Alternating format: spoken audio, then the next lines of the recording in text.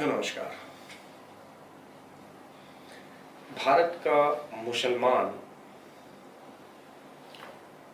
शायद अब करवट ले रहा है, ऐसा कुछ हमें दिखाई पड़ रहा है।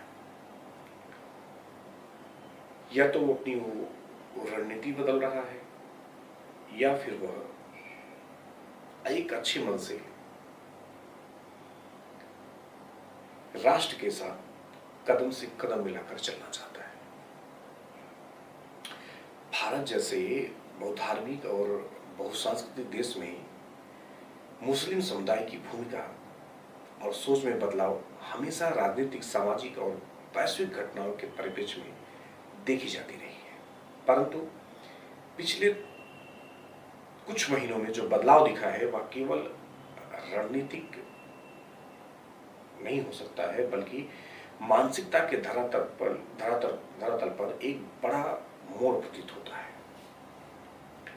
भारत का मुसलमान अब जिस प्रकार से चुपचाप स्थितियों का सामना कर रहा है वह केवल भय नहीं है, बल्कि यथार्थ के साथ समझौते और आत्ममंथन की प्रक्रिया का प्रतीक भी है।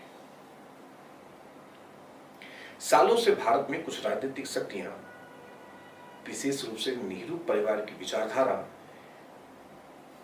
इस उम्मीद के साथ आगे बढ़ती रही कि सेक्युलरिज्म की आड़ में मुस्लिम तुष्टीकरण को एक राजनीतिक हथियार की तरह इस्तेमाल किया जाए।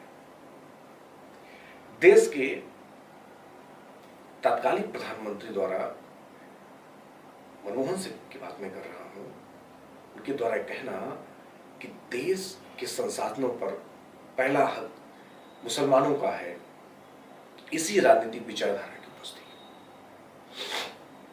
ऐसे बयानों ने मुसलमानों के मन में एक विशेषाधिकार की भावना तो भर दी, परंतु लंबे समय तक यह समुदाय मुख्य धारा से कटकर केवल वोट बैंक बनकर रह गया।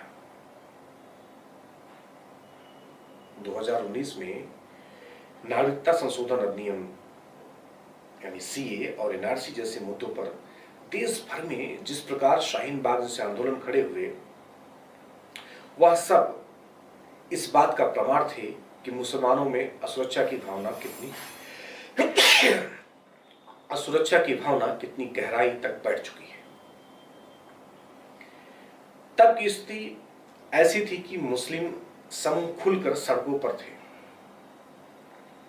अपनी ताकत दिखा रहे थे, अपनी मसल पावर दिखा रहे थे, और राजनीतिक संरक्षण उन्हें उत्साहित कर रहा था। पूरा विपक्ष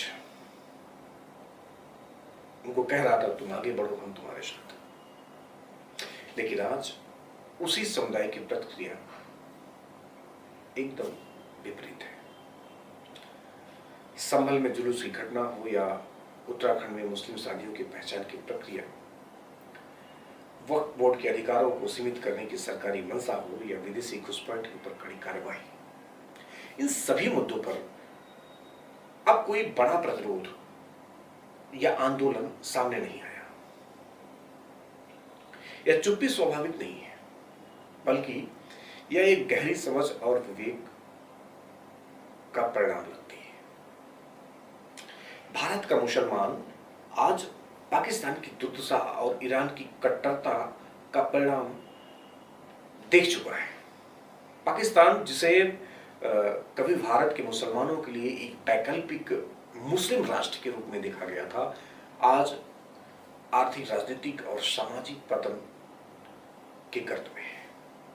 वही ईरान जैसे देशों में महिलाओं पर हो रहे अत्याचार और धार्मिक शासन की तानाशाही से भी भारतीय मुस्लिम समाज ने कुछ सबक सीखा है। साथियों, यह भी ध्यान देने योग्य है कि विपक्षी दल लगातार मुस्लिम मुद्दों को हवा देने की कोशिश कर रहे हैं।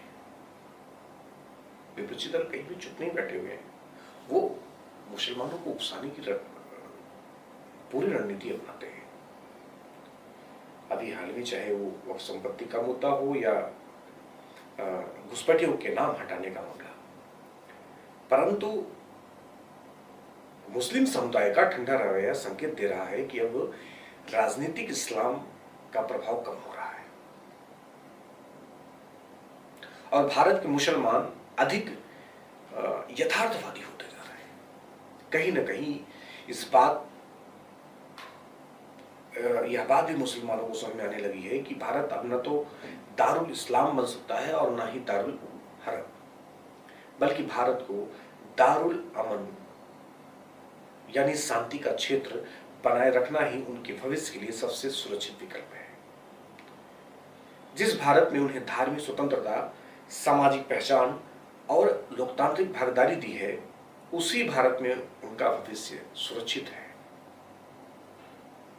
अब बहुसंख्यक रूप में ऐसे मुस्लिम हो गए हैं जो इस बात को स्वीकार कर रहे हैं, बहुत ही बुद्धिमानी से इस बात पर जोर देकर के सोच रहे हैं। इस मानसिक बदलाव की एक बड़ी वजह यह भी है कि अब भारत की जो बहुसंख्यक जनता वो किसी भी प्रकार के तुष्टीकरण को स्वीकार नहीं कर रही है। राजनीति अब अल्पसंख्यक प्रेम के बजाय समानता और कर्तव्य की ओर बढ़ रही है। मुसलमानों को यह भली भांत समझ में आ चुका है कि यदि वे सामाजिक, शैक्षणिक और आर्थिक रूप से आगे बढ़ना चाहते हैं तो उन्हें विशेष अधिकार की मांग छोड़कर समान अधिकार और समान जिम्मेदारी की राह पकड़नी होगी। यह बदलाव केवल एक समुदाय की चुप्पी नहीं है, यह लोकतंत्र के परिपक्व होने का संकेत है। यदि यह रुझान अस्थायी बनता है तो आने वाले वर्षों में भारत न केवल अधिक स्थिर और एकजुट होगा, बल्कि एक ऐसा राष्ट्र बनेगा जहां मुसलमानों के लिए भी विकास, सम्मान और सुरक्षा का वातावरण होगा, बिना किसी विशेष अधिकार के, केवल संविधान की समानता के आधार पर यह संभव। हाँ, यह बदलाव नेहरूवादी सोच के लिए जरूर असहज होगा। जिन लोगों ने दशकों तक धर्म के नाम पर सत्ता की रोटियां सेकी हैं, उन्हें यह बदलाव आसानी लग सकता है, लेकिन यह सत्य है कि भारत के मुसलमानों को अब कोई दूसरा देश स्वीकार नहीं करेगा। उन्हें इसी भारत में रहकर, अपने भारत में रहकर अपना भविष्य बनाना है। या न तो इटली जा सकते हैं, न अरब, न पाकिस्तान। इसलिए भारत के मुसलमानों के सामने अब एक ही मार्ग है, भारत को दारुल अमन बनाने में सक्रिय भूमिका निभाएं। राष्ट्रीय मुस्लिम मंच जैसे जुड़ करके मुसलमान अब राष्ट्र से के कदम से कदम मिला रहे हैं। दारुल अमन बनाना यह उनका दायित्व ही नहीं है, बल्कि उनका कर्तव्य और अधिकार दोनों है। इतिहास और वर्तमान से सीखे बिना कोई समाज आगे नहीं बढ़ता। शायद भारत के मुसलमान अब सीखने लगे हैं, और यही भारत के लोकतंत्र की सबसे बड़ी सफलता है। विपक्ष निराश हो रहा है, हताश हो रहा है। यह एक अच्छा संकेत है। कोई तुष्टीकरण की राजनीति नहीं कर पा रहा है। यह भारत राष्ट्र के लिए बहुत ही एक मजबूत स्थिति है। अगर भारत का मुसलमान इसी राह पर लगातार चलता रहा तो भारत को वास्तव में कोई भी महाशक्ति बनने से रोक नहीं सकता। भारत पूरे विश्व में एक नया उदाहरण पेश करेगा। धन्यवाद।